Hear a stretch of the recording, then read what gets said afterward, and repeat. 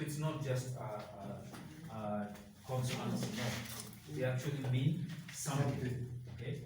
Like this one here, lamed is an ox goad. I don't know how to explain this in Swahili. Ox goad. Ox. Kuna kifaa ambacho wanatumia kuhakikisha kwamba fahali wanalima kwenye line moja nzuri.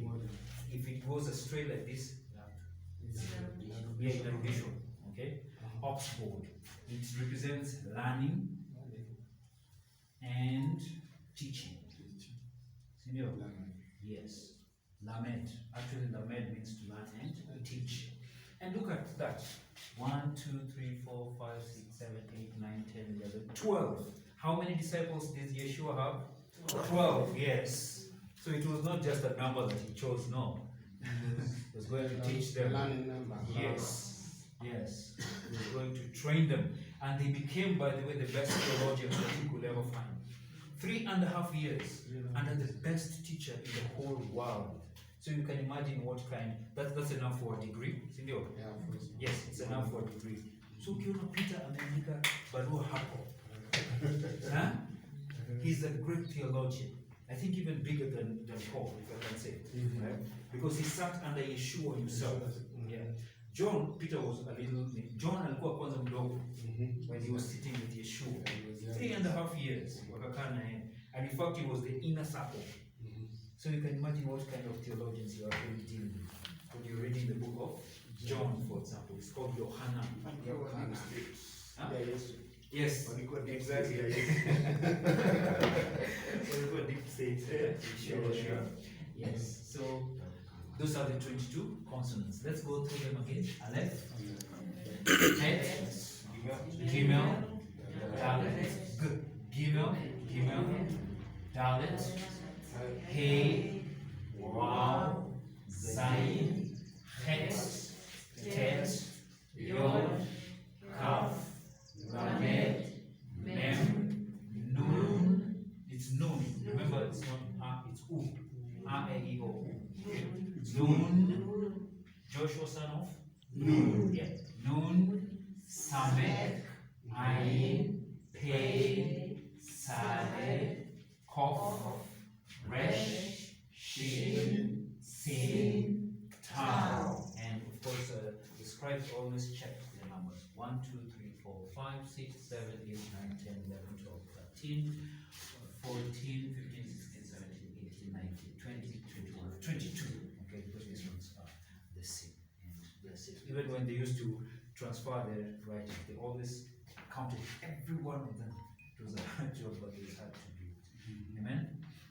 So those are the 22 consonants. So if you're able to write it every day, just once, so that you can be able to see. Amen? Yes. 22 consonants of the Hebrew alphabet for the first time in Karuba class. Wow. So, and in other places, by the way, they charge a lot of money for this because tutakuja mfunzo na mzungu. Mzungu utamlipa in dollars. So the least you must get is $1,500. That's like 150,000 shillings for a course which will not take you as far as Lib is going to take you. It will take you a little bit way far and you'll be able to read by the end of this course. And you'll be able to use it properly. Amen? Yes. So I'll be able to read Hebrew and understand. yes, you'll be able to read. Then I'll give you the tools where you get the root word, and then you'll be able to now dig deep and go and now get much more than the English can give you. Okay? So Hebrew is pictorial. You see more than what you hear. You are able to keep it in your mind way much better than English versions. So allow me just to give one example. The word for love, for example, in the Hebrew, ahav, okay, should be written like that, and the transliteration, ahav. Let's say ahav, ahav is the word for love. It's the word that was translated as love. In the Hebrew, by by the way, doesn't have the 7 words for love and all that. It only has, I think, this one, and maybe another one which is not very close to this one. But that's the word for love. It means to devote completely to another. To devote completely to another. Does it mean to feel good about yourself? No, because that was not the Hebraic mindset. In fact, when Paul was teaching it, he would say that love is patience. It's patience. Are you going to be patient with something that you like? No. With something that you don't like, I mean, always you're waiting for something, so you're patient. Life is kind. You have to be kind to everyone. So, if you look at it, by the way, some a scribe, when he looks at that, sometimes you get insight. Okay, like Aleph there represents strength, for example. Okay, hey, this is the 5th one, by the way. 1, 2, 3, 4, 5. It actually represents breath, or the spirit. Oh, so 5 is the number of grace, Sindio. And it's by spirit, Sindio. Yes. And bet actually represents a house. Represents a house. Okay. So somebody who looks at that can get more insight and say, oh, love then is the strength of the spirit in a house. Okay? It's the strength of the spirit in a house. That's why our greatest principle that we were given, the law, the instructions we were given was doing what? Loving one another. That was second to loving Elohim. Sindio? Because they are instruction, laws, rules, and principles, if I can call them. First one is to devote completely to Elohim, everything that you have. Then love your neighbor as yourself. Amen? Yes. And sometimes it goes even a little bit further, it pushes it a little bit further. The word for father, by the way, in the Hebrew is Aleph and Bet. Okay? Av. Okay? Av is the word for father. Yes, Av. Father. Okay? Sometimes they can double that and become Abba, but it is Av. Okay? The word for father. But you can actually see it somewhere in the Aleph there and Bet. So it instructs us then, the person to be in charge of this love and to make sure that it takes place is who? Yes. So we have responsibility as the men to make sure that actually this love takes place in the home, in the assembly, and every place. Can't see that. So the father is like a custodian of love. Yes, he's the one who's supposed to make sure that it actually is. Yes, and he is the what? Strength of the house. Yes, strength of the house. Father. And people can do that. Okay, that's Abba now. Abba, yes. Then there's a way Abba comes. Now it's Abba. But strength of the house. People can actually do that. And you get insights here, insights there. They're not written down because somebody else will get a different insight in that word. Okay? And that's many things that you're going to learn from the Hebrew. I beg not to continue from there so that I will not increase the. Oh, for these two. Yes, this is another. It's another session. We'll learn. We'll learn the different facets. Becoming interesting. Yes. Kama hiyo haina. This we'll just learn the different facets. Kuna hizi ziko na dot. Kusema kwa nini hii iko na dot. Yes, and a few things that we're going to learn about that. But it is step by step. Today mine was to introduce this and also to give the reason why we should study. Amen. Any questions? That takes us back to our last lesson.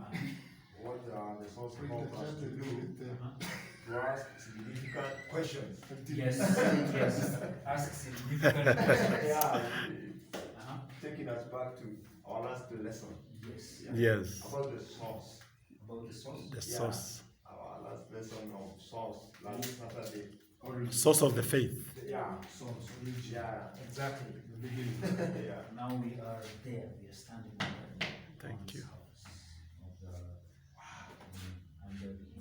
The language is very superior. Okay? And actually Satan does use it because, like we've seen, that's one thing. Yes, and even the people who rule the world. Okay? Like for example, the British. It's actually a straight Hebrew word called Barit-ish. Okay? Berit-ish. Berit-ish. Okay? Berit is covenant. Like the British comes from two words. Berit. Berit and ish. So Berit is covenant, and ish is people or person, covenant man. Okay. Yeah, so they don't allow anyone else to rule the world. They rule the world through also with Rome. America is just their arm of doing whatever they want to do. But they actually do rule the world, okay? Few people. So Satan also knows, and there's always a lot of resistance when it comes to that. You will be tried and tested. Now when you start using it and going through changing some of these things that we were saying, purifying things. Okay? Because Satan, when he sees this, he actually shakes. Okay? He really shakes because he knows the power also that will come in that if we unite and use it as one. Amen? So, yes. It represents you. You. No, the vowels are not here. Okay? It's only about, it's only consonants that are here. I'll give you the vowels later. Yes. And notice there's no J. J was not there. J is a very recent. Okay? Whenever you see J, it's actually representing the from there. Huh? Yeah. And also X is not there. Yeah. So that's how the original language actually looked like. It was the original language of Mara. Any other question? Amen. It was my privilege to introduce this to us, and I pray that we're going to have an interesting journey ahead, and we're going to learn this. And by the way, please, if we can, let's introduce it to the younger ones. Senor, let them learn it when they're still young. Yes, so that they grow with it, with a different mindset. Okay? And a pure mindset now. Okay? We are going to have a big chance here. That's why. The younger ones, they get it very fast. I've taught these 3-year-olds and 4-year-olds. Oh, they actually get it so very fast, and they love it and they want to keep it. Especially, I do not know what it is in it, but I know it's the divinity in it. Just want to love it. If we can, then let's start. Because this is our inheritance. Remember, we are royalty. We have to give to the best. They too are being trained as royalty. Senor, and they have to walk like that and given the best of the best. Amen. So, allow me also to say this. Numbers chapter 6.